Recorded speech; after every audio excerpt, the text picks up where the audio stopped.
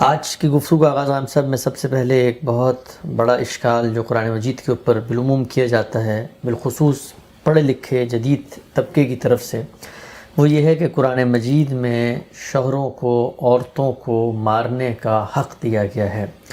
یہ بات جب آپ آج کی نوجوان نسل کو، جدید پڑھے لکھے لوگوں کو مہذب معاشرے میں بیان کرتے ہیں کہ اللہ تعالیٰ نے یہ بات کہی ہے، یہ بات لکھی ہے، تو علم، عقل، آدمی کا شعور، آدمی کی جو ایک حساسیت ہے، پھر عورتوں کے ساتھ ہونے والا ایک استحصال کی تاریخ ہے، اس سب کے اندر بالکل اجنبی اور بڑی متوحش قسم کی ہدایت لگتی ہے، نعوذ باللہ۔ اس حوالے سے میں کچھ سوالات بالترتیب آپ کے سامنے رکھوں گا۔ سب سے پہلے تو مجھے یہ بتائیے کہ یہ اسٹیٹمنٹ دینا کہ قرآن مجید نے مردوں کو، عورتوں کو مارنے کا حکم دیا ہے نشوز کی صورت میں، کیا یہ بات درست ہے؟ قرآن مجید میں ایسا کوئی حکم نہیں دیا گیا۔ جو بات قرآن مجید نے کہی ہے اس کو اس کے صحیح پس منظر میں سمجھنا چاہیے۔ ہمارے ہاں لوگ جذبات کی نگاہ سے چیزوں کو دیکھتے ہیں، اور جذبات کا معاملہ یہ ہے کہ وقت، حالات، تمدن، یہ سب اس پر اثر انداز ہو جاتے ہیں۔ وہ چیزیں جو آج خوب ہیں وہ پہلے ناخوب تھیں، جو پہلے خوب تھیں وہ اب ناخوب ہو گئیں۔ وہ شاعر نے کہا ہے نا کہ تھا جو ناخوب بتدریج وہی خوب ہوا۔ بے شمار ایسی مثالیں دی جا سکتی ہیں کہ آج سے 100 سال پہلے، 200 سال پہلے ایک چیز کو لوگ پسند کرتے تھے، اب سخت ناپسند کرتے ہیں۔ اس وقت سخت ناپسند کرتے تھے، اب کوئی مسئلہ ہی نہیں ہے۔ یعنی اس کی مثالیں دونوں طرف دی جا سکتی ہیں۔ تو قرآن مجید کا معاملہ یہ ہے کہ وہ اللہ کی کتاب ہے۔ اس میں اگر کسی چیز کو موضوع بنایا گیا ہے تو وہ علم و عقل کے آخری معیار پر بنایا گیا ہے۔ اس میں جو بنیادی بات ہر شخص کے سمجھنے کی ہے وہ یہ ہے کہ اس دنیا میں جب آپ کوئی انحراف کرتے ہیں، ذاتی سطح پر کریں، اخلاق کی سطح پر کریں، معاشرتی سطح پر کریں، سیاسی سطح پر کریں، کسی بھی سطح پر کوئی انحراف کریں گے تو اس کا ایک درجہ وہ ہوتا ہے کہ جہاں آپ کو سمجھایا بجایا جاتا ہے، آپ بات کی جاتی ہے، آپ کو توجہ دلائی جاتی ہے، لیکن ایک وقت ایسا آتا ہے کہ جس کے بعد پھر وہ محض غلطی، محض انحراف نہیں رہتا، اس سے آگے بڑھ کر جرم بن جاتا ہے۔ چنانچہ پوری دنیا میں اس بات پر اجماع ہے کہ جرائم کی سزائیں دی جائیں گی۔ یعنی ابھی دنیا یہاں نہیں پہنچی، ہو سکتا ہے کہ آج سے کوئی 100-200 سال بعد یہ بحث بھی کرنی پڑ جائے، لوگوں پر ذرا زیادہ جذبات کا غلبہ ہو جائے اور وہ کہیں کہ سرے سے کچھ بھی نہیں کرنا چاہیے، جس کا جی چاہے کسی کو قتل کر دے، جس کا جی چاہے وہ ریاست کے خلاف اٹھ کھڑا ہو، جس کا جی چاہے وہ چوری کر لے۔ تو جب کوئی شخص جرم کرتا ہے، یعنی جو آپ کے بنیادی حقوق ہیں، ان بنیادی حقوق کا سب سے اعلیٰ بیان خود اللہ کے پیغمبر کا ہے۔ حجۃ الوداع کے موقع پر جو بیان دیا ہے وہ قرآن مجید کی تصریحات پر مبنی ہے۔ آپ جانتے ہیں کہ وہ بیان یہ ہے کہ لوگوں، تمہارا مال، تمہاری جان اور تمہاری آبروئیں یہ اس دن اور اس مہینے کی طرح حرمت رکھتی ہیں۔ یعنی اس کا مطلب یہ ہے کہ کسی شخص کے خلاف نہ آپ جان کے لحاظ سے کوئی اقدام کر سکتے ہیں، نہ مال اور نہ آبرو۔ یہ بات بنیادی حقوق کے لیے، انسان کے بنیادی حقوق کے لیے اللہ اور اللہ کے رسول کی ضمانت ہے۔ عورت ہو، مرد ہو، کوئی فرق نہیں کیا گیا۔ سب کا معاملہ یہی ہے۔ کسی حکومت کو یہ حق نہیں ہے، کسی معاشرے کو حق نہیں ہے کہ وہ میری جان کے معاملے میں، میرے مال کے بارے میں، میری آبرو کے معاملے میں ادنیٰ درجے میں کوئی اقدام کرے۔ یہ میری عمومی حیثیت ہے۔ لیکن جس وقت میں جرم کا ارتکاب کر لیتا ہوں تو پھر پولیس آتی ہے، پھر مجھے پکڑ لیتی ہے۔ ایسا بھی ہوتا ہے کہ میرے مال پر بھی ہاتھ ڈال دیا جاتا ہے، جرم کے بعد ڈالتے ہیں نا، میری جان کے خلاف بھی اقدام کرنا پڑ جاتا ہے۔ یعنی وہ لوگ جو اس زمانے میں ہمیں رحمت کا درس دیتے ہیں، جب خود ان پر حملہ آور ہو گئے لوگ تو انہوں نے کیا کیا؟ آپ مختلف جنگوں میں دیکھ لیں، ہیروشیما اور ناگاساکی میں دیکھ لیں، آپ افغانستان میں دیکھ لیں، آپ عراق میں دیکھ لیں، تو جان کے بھی درپے ہوتے ہیں، مال کے بھی درپے ہوتے ہیں، آبرو کے بھی در پہ ہوتے ہیں. آپ ایک آدمی کو پکڑ کے لے جا رہے ہیں, ابھی آپ نے دیکھے نظارے کہ ایک شخص کو پکڑ کے گرا دیا گیا ہے اس لیے کہ وہ جرم کر کے بھاگ رہا تھا. تو بنیادی حقوق کی جس طرح سے اس وقت دنیا میں ضمانت ہے, اسی طرح اللہ کا دین صدیوں پہلے اس کی ضمانت دے چکا ہے. بلکہ ہمارے نزدیک تو اللہ کے دین کی ابتدا سیدنا آدم سے ہوئی ہے, اور یہ جان مال اور آبرو کی حرمت اسی وقت سے قائم ہے. کسی شخص کو حق نہیں ہے, نہ مرد کو نہ عورت کو, کوئی کسی کے خلاف اقدام نہیں کر سکتا.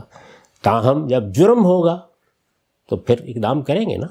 اللہ تعالیٰ بھی کہتے ہیں کہ کریں گے. ایک شخص نے قتل کر دیا ہے تو اب سزا دی جائے گی, چوری کی ہے تو سزا دی جائے گی, ملاوٹ کی ہے تو پکڑا جائے گا.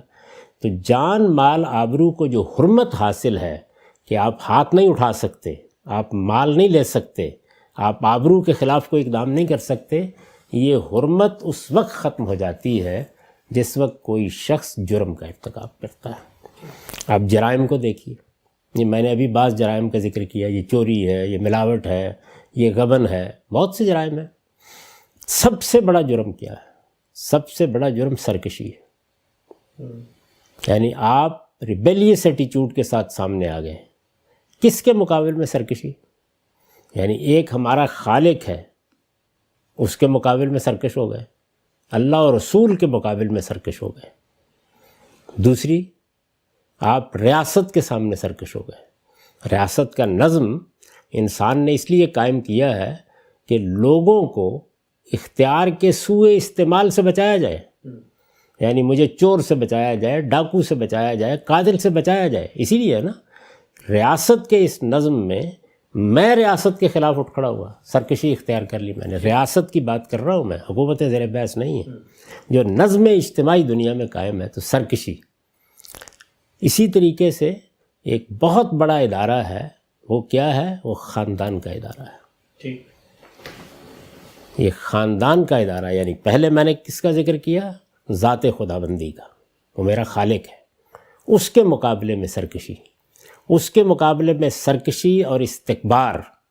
قرآن مجید یہ کہتا ہے کہ اگر اللہ کے مقابلے میں سرکشی اختیار کر لیے, یہاں واضح کر دوں میں کہ سرکشی کوئی عام غلطی نہیں ہوتی, گناہ نہیں ہوتا. گناہ کرنے والا سرکش نہیں ہوتا, اس سے غلطی ہو جاتی ہے, وہ ندامت میں مبتلا ہوتا ہے, وہ ایڈجسٹ کرتا ہے, وہ توبہ کرتا ہے, وہ رجوع کرتا ہے. بغاوت کر دی آپ نے اللہ تعالیٰ سے, تو اللہ اور رسول کے خلاف بغاوت کو استکبار کے لفظ سے تعبیر کیا ہے. جب استکبار کا جرم ہو گیا تو فرمایا ہے کہ اونٹ سوئی کے ناکے میں داخل ہو سکتا ہے, یہ شخص اب سزا سے نہیں بچ سکتا, اس کو جہنم میں جانا ہوگا. یہ سرکشی اتنا بڑا جرم ہے. یہی سرکشی ہے کہ آپ ریاست کے خلاف اختیار کریں. ریاست کے خلاف جب اختیار کرتے ہیں تو فوجیں نکل کھڑی ہوتی. کوئی گروہ ہے تو آپ ڈیزی کٹر بموں سے اڑا دیتے ہیں. سرکشی ہے نا. اندر اختیار کر کے دیکھ لیں, باہر اختیار کر کے دیکھ لیں. یعنی یہ پھر اس کے بعد کوئی بنیادی حقوق, جان مال کی حرمت, کوئی چیز باقی نہیں رہتی. آخری چیز کیا ہے؟ خاندان کے ادارے کے خلاف سرکشی. یہ خاندان کا ادارہ خدا کی اسکیم سے بنایا گیا ہے. کیوں بنایا گیا ہے؟ بچے کی پرورش اور نگہداشت کے لیے. ورنہ آزادانہ جنسی تعلق ٹھیک تھا. اگر بچوں کا معاملہ نہ ہونا ہوتا تو کوئی ضرورت نہیں تھی کوئی پابندی لگانے کی. لوگ جس طریقے سے کھانا کھاتے ہیں, یہاں اس ریستوران میں کھا لیا, اس میں کھا لیا, یہی صورت جنسی تسکین کی بھی ہوتی.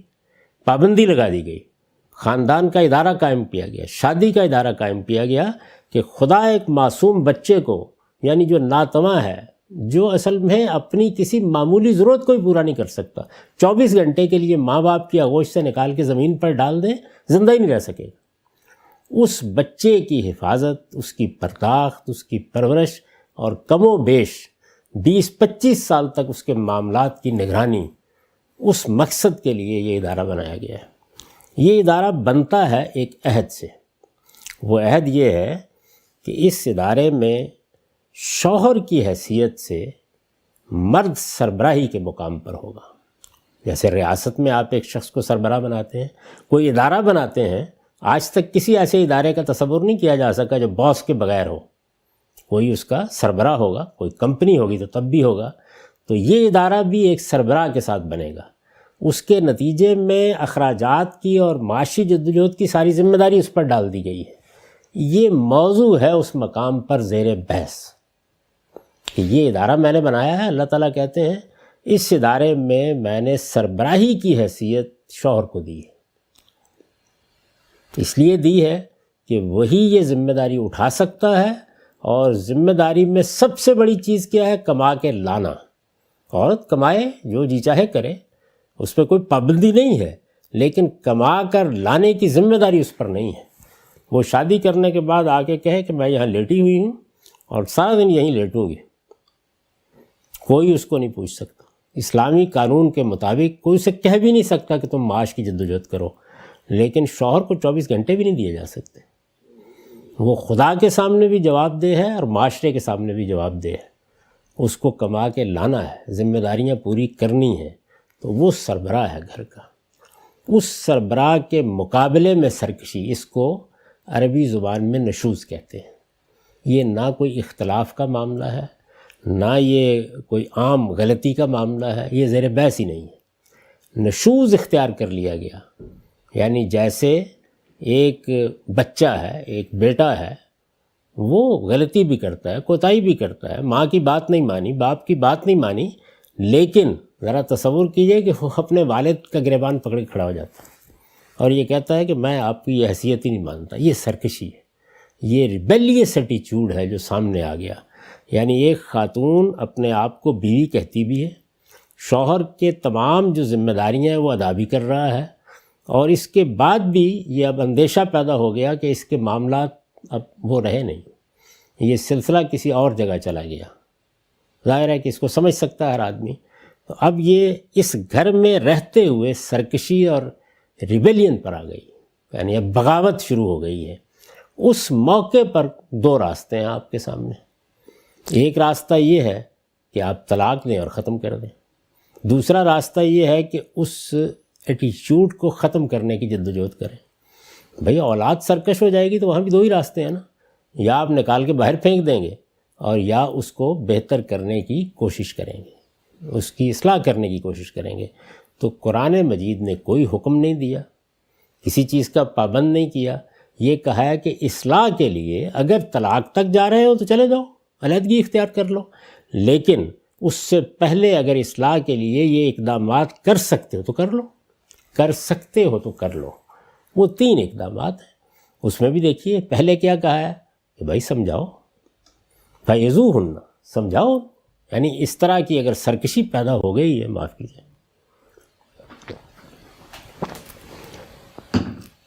اگر اولاد سرکش ہو گئی ہے تو سمجھاؤ.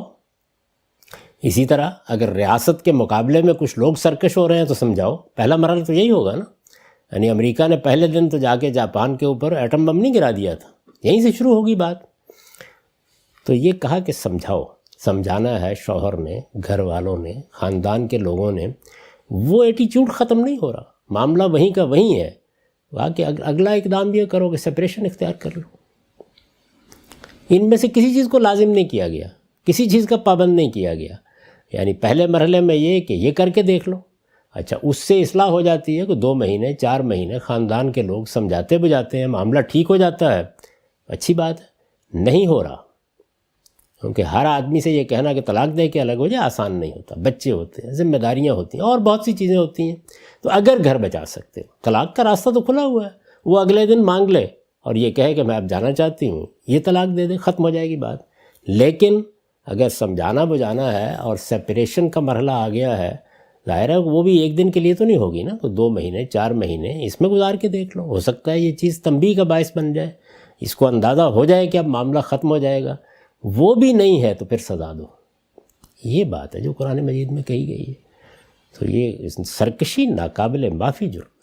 یعنی یہ اس کے بعد کسی آدمی کے حقوق قائم نہیں رہتے. خاندان کے مقابلے میں سرکشی قابل سزا، خدا کے مقابلے میں سرکشی ناقابل معافی جرم، اور ریاست کے مقابلے میں سرکشی. تو یہ جرائم زیر بحث ہیں. یہ جس طرح ہمارے ہاں لوگ عام طور پہ گفتگو کرتے ہیں کہ اچھا فلاں کو ماں باپ کو مارنے کا حق ہے، ماں باپ کو بھی بالکل نہیں مارنا چاہیے، ماں باپ کو بھی سزا نہیں دینی چاہیے، ماں باپ کو بھی محبت کرنی چاہیے، ماں باپ کو بھی اولاد کو سمجھانا چاہیے. لیکن اگر گریبان پر ہاتھ آ گیا ہے تو پھر قابل سزا ہو گیا ہے. اللہ تعالیٰ نے یہ بھی نہیں کہا کہ ضرور سزا دو، بھئی آپ الگ کر دو. بات ختم ہو گئی.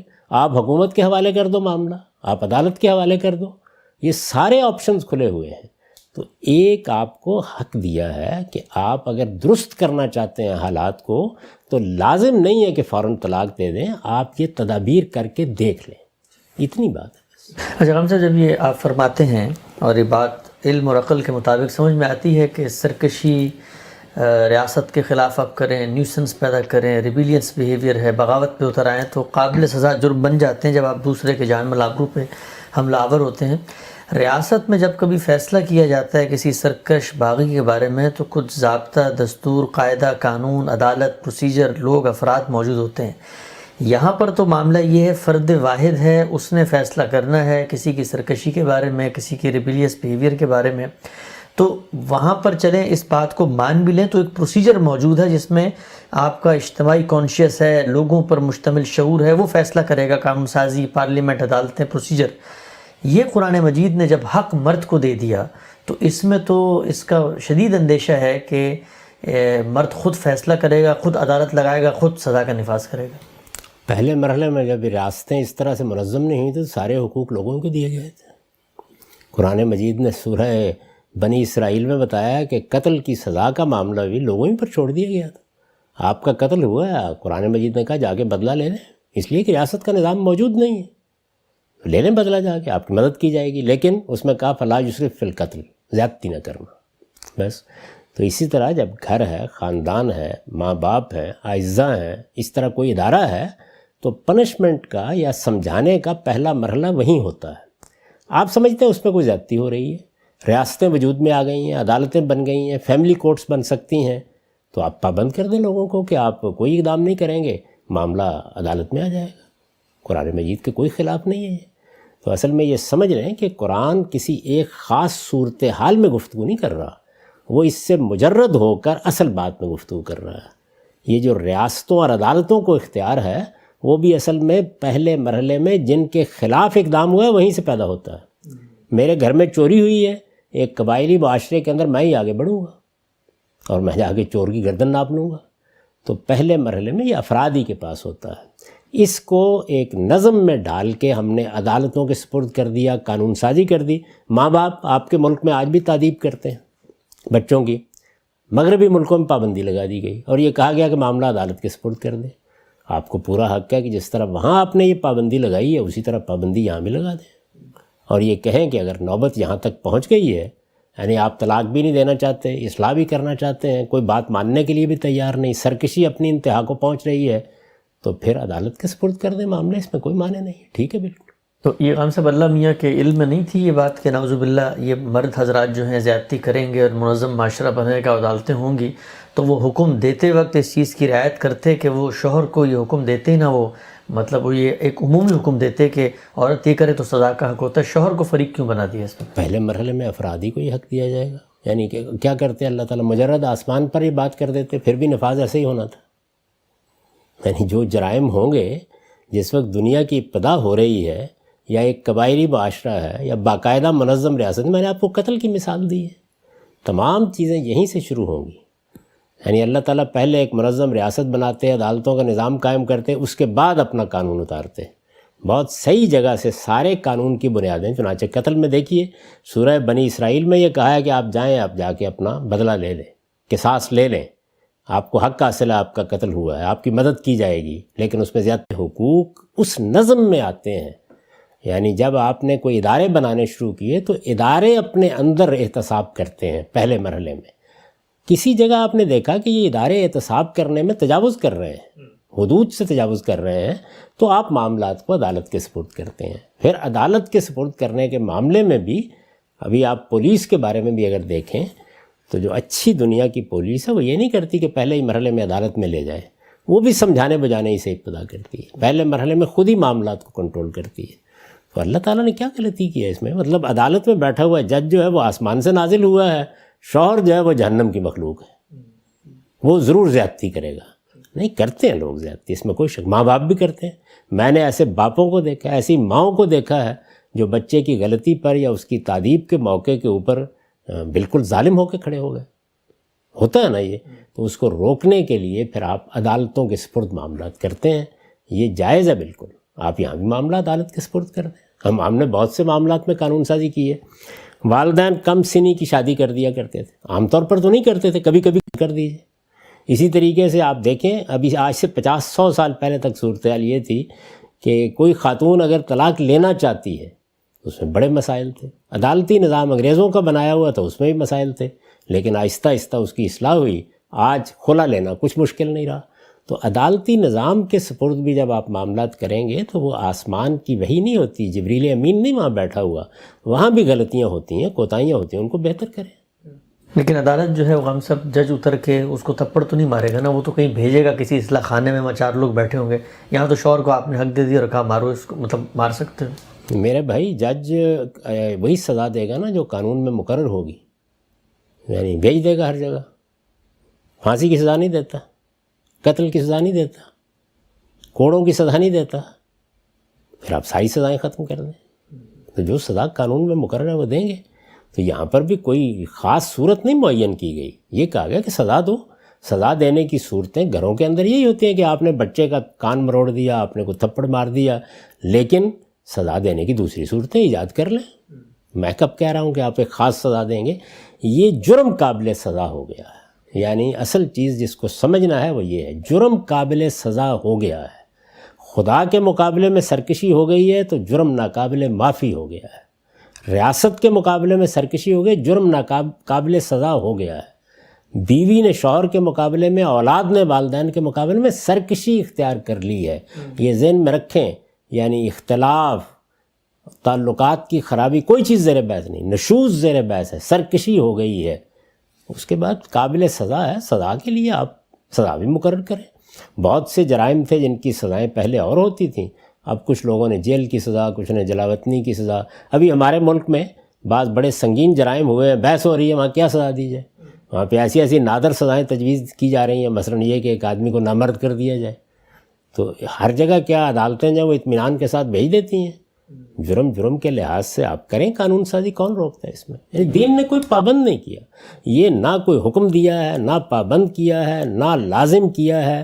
ایک خاص صورتحال میں آپ کو ایک تدبیر اختیار کرنے کی اجازت دی ہے۔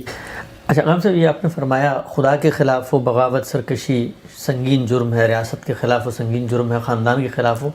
خدا کے خلاف میں جب آپ نے کہا مرد عورت دونوں حکم کے مخاطب ہیں، ریاست میں مرد عورت دونوں حکم کے مخاطب ہیں، یہ خاندان کے بارے میں اللہ میاں نے صرف عورت کو کیوں مخاطب کیا؟ سرکشی تو مرد بھی کر سکتا ہے، کسی سے یاری اشنائی کر رہے خاندان کا ادارہ، بلکہ اکثر تو بربادی وہاں سے ہوتی، ان کو تو مخاطب بھی نہیں کیا، نہ ان کو کسی نے کہا مار سکتے ہو۔ جب ایک نظم اجتماعی آپ قائم کریں گے تو اس نظم ہی کو مخاطب کریں گے۔ ریاست کو مخاطب کر کے کہا جاتا ہے کہ جو لوگ اس کے ہاں رہتے ہوں، مرد ہوں عورت ہوں، ان کو سزا وہ دے گی، میں دے سکتا ہوں۔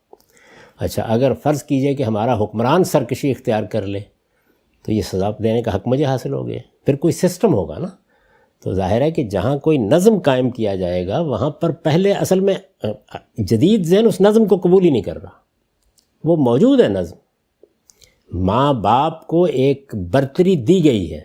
قرآن مجید نے جنس کی بنیاد پر کوئی برتری نہیں دی کسی کو۔ جو رشتے ہیں ان سے جو ادارہ وجود میں آ رہا ہے اس میں میری ماں مجھ سے برتر ہے اور میری ماں مجھے سزا دے سکتی ہے، اخلاقی لحاظ سے حق حاصل ہے اس کو۔ عورت ہے نا، میں مرد ہوں، اس عمر میں بھی سزا دے سکتی۔ تو یہ رشتے کا مسئلہ ہے۔ شوہر جو ہے وہ ایک رشتہ ہے، وہ مرد نہیں ہے محض، ہر مرد کو حق نہیں دیا گیا۔ اس رشتے میں جب آپ آ گئے ہیں، آپ باس ہیں، آپ باقی چھوڑ دیجئے۔ سڑک پر کھڑا ہوا کانسٹیبل، پولیس کا ایک عام سپاہی ملک کے سربراہ کو روک سکتا ہے یا نہیں روک سکتا؟ روک سکتا ہے، لیکن تھپڑ تو نہیں مار سکتا۔ نہیں، سزا اس کو اگر کوئی جرمانہ کرنے کا حق دے کر دے گا جرمانہ، اور اگر یہ حق آپ دیں گے کہ وہاں پہ کان پکڑوا لے تو پکڑوائے گا نا۔ آپ سزا پر گفتگو کر رہے ہیں، بھائی سزا پہ تو قانون سازی ہونی ہے، کر لیں۔ گھروں کے اندر تو یہی سزا ہو سکتی تھی کہ کسی نے کسی کے کان گرم کر دیے، کسی نے کسی کو کچھ کہہ دیا، گھروں میں تو یہی ہوگا۔ والدین کیا کرتے ہیں؟ جس وقت آپ ریاست کی سطح پر سزاؤں کی تنظیم کرنا چاہتے تو کر لیں، کس نے روکا ہے؟ تو کون سے بھی یعنی 10 سال کے لیے جیل میں ڈال دینا، نفسیاتی لحاظ سے آدمی کو مریض بنا دینا، مجرموں میں جا کے رکھ دینا، ایک سگریٹ اور بیڑی کے لیے ترسانا، وہ آپ کو جرمین نظر نہیں آتا۔ میں نے اپنے بچے کو ایک تھپڑ مار دیا، یہ آپ کو تھپڑ مار دیا. یہ کیا چیز ہے بھائی؟ تو سزاؤں پر گفتگو کسی وقت کرنی ہے تو کریں میرے ساتھ، اس پہ ہم کریں اس پر بھی گفتگو. یعنی اصل چیز یہ ہے کہ قابل سزا ہو گیا اس کو سمجھیں، اور جب سزا خاندان میں دینے کا موقع آئے گا تو خاندان کے بڑے ہی دیں گے. لیکن اگر آپ اس کو روکنا چاہتے ہیں تو دین کو کوئی اعتراض نہیں، آپ کریں قانون سازی، روک دیں بات کو. تو یہ ہم سے مرد اگر نشوز پہ اتر آئے تو اس کے جو قرآن کی کون سی آیت ہے کہ جس میں بتایا گیا ہو کہ اس کو بھی سزا دے گا، بھلے معاشرہ دے گا؟ بالکل اسی طرح ہوگا. یعنی اگر بیٹا ہے تو ظاہر ہے کہ باپ ایک برتر جگہ پر ہے، بیٹا ہے تو ماں اس کو تنبیہ کر سکتی ہے. اگر ماں سرکشی پر اتر آئے تو نانی کریں گی، نہیں تو کسی اور کے پاس جائیں گے نا. نہیں، بیٹے کو کیوں نہیں حق دے رہے آپ وہاں؟ بھائی پہلے اس چیز کو مانیں. اصل میں آپ ذہنی لحاظ سے اس کو تسلیم ہی نہیں کر رہے کہ کوئی رشتوں کا تقدس ہے، کوئی برتری ہے، کوئی بڑا ہے، کوئی چھوٹا ہے. اس کو مانیں نا. پہلے میری ماں نے دیکھا کہ میں بیٹے کی حیثیت سے اس کے مقابل میں سرکش ہو رہا ہوں، تو اب مجھے بتائیں کہ ماں کو سزا کا حق دے دیا آپ نے، یا سزا کا حق دیں گے، یا سرزنش کا حق دیں گے، یا یہ کہیں گے کہ اب معاملہ سزا سپرد ہو جانا چاہیے. اب آپ الٹ کے مجھے کیوں نہیں حق دے رہے ماں کو سزا دینے کا؟ ماں بھی سرکش ہو جاتی. تو اسی طرح شوہر کو جب ایک مرتبہ اپنے ادارے کے سربراہ کی جگہ دے دی ہے تو اب اس کی سرکشی کو پھر معاشرے کے پاس جانا ہے. اگر یہ صورت آپ کر دیں گے تو پھر تو انارکی ہو گئی. یعنی بیٹے کو حق دے رہے ہیں کہ باپ کے گریبان پہ ہاتھ ڈال دیں گے، ماں کے گریبان پہ ہاتھ ڈال دیں.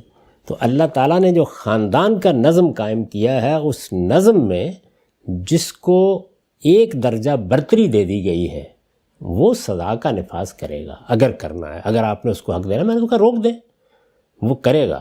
یعنی والدین کریں گے بچوں کے معاملے میں، بچے والدین کے خلاف نہیں کریں گے. اچھا ہم سب اس میں یہ وہ تہذیب ہے، یہ وہ معاشرت ہے، یہ وہ حسن ہے، یہ وہ مراتب کا فرق ہے کہ جس کو اگر قائم نہ رکھا جائے تو پھر صرف انارکی ہوتی ہے. اس میں آپ بالکل کہہ سکتے ہیں کہ جی جب آپ والدین کو بھی دیا ہم نے حق تو وہ بچوں پر زیادتی کر ڈالتے ہیں بعض موقعوں پر. تو زیادتی کر ڈالتے ہیں کو روکنے کے لیے پہلے کیا ہوتا تھا، خاندان، معاشرہ، بڑے وہ ہاتھ پکڑ لیتے تھے.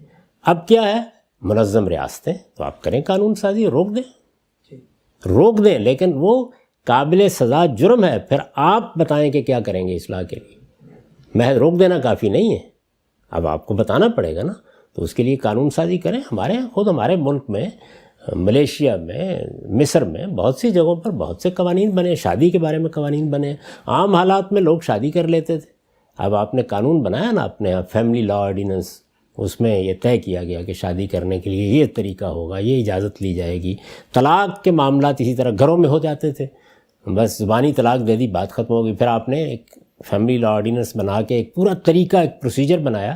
تو پروسیجر، کسی جرم کے بعد پروسیجر کیا ہوگا، یہ بنانے کا حق اللہ تعالیٰ نے ہر حکومت اور ہر معاشرے کو دیا ہے. ضرور بنائیں، روک دیں اس چیز کو. اچھا ہم سب یہ جو کہا جاتا ہے کہ جی سرکشی ہو گئی ہے اور اب ان مراحل سے گزر کے آپ کی جو بیوی ہے وہ نشوز پہ اتر آئی ہے تو آپ تعدیب کر سکتے ہیں، کان گرم کر سکتے ہیں، آپ اس کو تھپڑ مار سکتے ہیں. تو سوال یہ ہے کہ یہ جو اس طرح کے اقدامات ہیں ہم بالعموم دیکھتے ہیں، بچوں کو جب آپ نے مارا تو وہ تو اور بگڑ جاتے ہیں.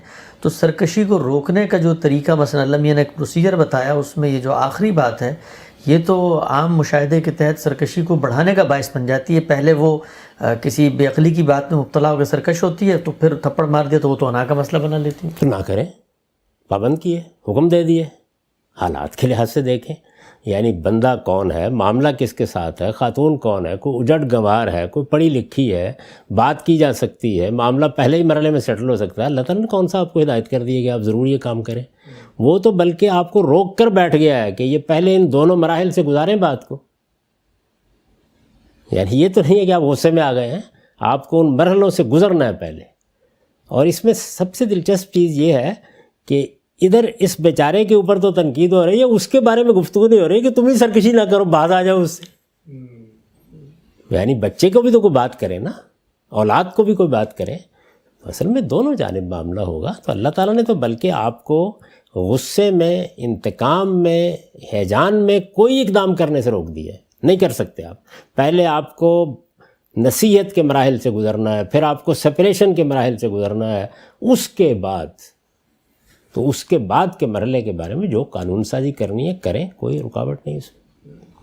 لیکن ان جذبات سے بالا تر ہو کر پہلے اصول قانون کو سمجھیں کہ سرکشی قابل سزا جرم ہے، اور قدیم زمانے میں بھی سرکشی کی، اگر سرکشی کا ارتکاب ہوا ہے تو سزا کے تمام پہلو، خواہ وہ ریاست سے متعلق تھے خواہ معاشرے سے، وہ خاندانی کے اندر ہوتے تھے سب کے سب۔ انہی کو آگے بڑھ کر ہم نے ریاست کے نظام میں بدلا ہے۔ تو ہم سے بھی سرکشی جو ہے، مطلب جب بھی ہم کوئی تعریف متعین کرتے ہیں تو اپلائڈ صورتوں میں وہ لاگو ہو رہی ہے یا نہیں ہو رہی، اس کا فیصلہ کون؟ مثلا ایک عورت کہتی ہے کہ میں نے نوکری کرنی ہے اور شوہر کہتا ہے کہ نہیں تم گھر در کی ذمہ داریاں سنبھالو، اور وہ نوکری پہ چلی جاتی ہے، تو یہ سرکشی ہوگی؟ یہ تو اختلاف رائے ہے۔ اس نے تو بات نہیں مانی نا شوہر کی، وہ چلی گئی۔ بات نہ ماننا بھی سرکشی نہیں ہوتی، بہت سی باتیں ہمارے بچے نہیں مانتے، بہت سی باتیں اپنی بات کر دیتے ہیں۔ سرکشی اس اتھارٹی کو، اس نظم کو، اس حیثیت کو، اس رشتے کو چیلنج کر دینے کا نام۔ تو شوہر کہے میں نے منع کیا تھا، میری اتھارٹی چیلنج کر دی، چلی گئی۔ شوہر کہے گا تو اس پہ گفتگو ہو جائے گی نا پھر، یعنی جب یہ کہے گا تو اللہ تعالیٰ کیا کہہ رہے ہیں کہ سمجھاؤ، وہ سمجھانے کے مرحلے میں اپنے والدین کے پاس جائے گی، اپنے اعزا کے پاس جائے گی، اپنے دوستوں کے پاس جائے گی، اور جا کر کہے گی یہ مجھ سے ایک ناجائز مطالبہ کر رہا ہے، تو سمجھانے کے مرحلے میں بات ختم ہو جائے گی۔ یعنی یہ چھلانگ لگا کے آپ نے کیوں جانا ہے اس جگہ کے اوپر؟ پہلے بہت سی بات ہوگی، ہو جائے گا۔ سرکشی کیوں پیدا ہو رہی ہے؟ اسی طرح مرد کے اندر پیدا ہو رہی ہے تو ظاہر ہے کہ وہ بیٹھی رہے گی، اس کو حق حاصل ہے کہ وہ اس کے خلاف خاندان کے پاس جائے، اعزا کے پاس جائے، اور اگر کوئی عدالتی نظام موجود ہے تو اس کے پاس چلی جائے، دونوں کے پاس۔ لیکن خود اس کو اقدام کرنے سے کیوں روک دیا گیا؟ اس لیے کہ فرق مراتب قائم رہے، اس کے بغیر کوئی سوسائٹی نہیں چل سکتی۔ ٹھیک ہے، آخری سوال ہے ضمن میں ہم دیکھتے ہیں کہ جدید کچھ قرآن مجید پہ غور فکر تدبر تحقیق کرنے والے احباب نے اس آیت کا ایک مختلف مفہوم بیان کیا ہے، اور وہ کہتے ہیں کہ فَضْرِبُوهُنَّ سے مراد یہاں پہ عورتوں کو مارنا یا تعذیب نہیں ہے۔